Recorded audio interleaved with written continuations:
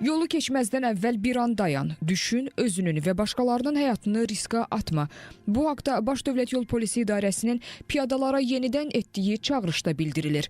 Qeyd olunur ki, yollarda təhlükəsizliyin təmin olunması hər bir hərəkət iştirakçılarının məsuliyyətindən asılıdır. Piyadalar üçün isə bu məsuliyyət daha da böyükdür, çünki onlar yolun ən müdafiəsiz iştirakçılarıdır. Çağırışda vurğulanır ki, təəssüf ki, bəzən piyadalar yaxınlıqda keçid olduğu halda müəyyən edilməmiş yerlərdən yolu keçərək həm öz həyatlarını, həm də digər hərəkət iştirakçılarının təhlükəsizliyini riskə atırlar.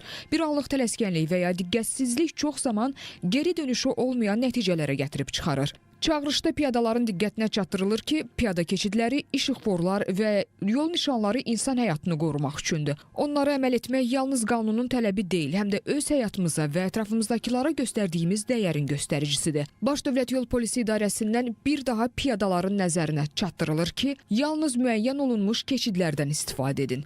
Yolun hərəkət hissəsinə çıxmazdan əvvəl hər iki istiqamətə baxın. Ehtiyatı əldən verməyin.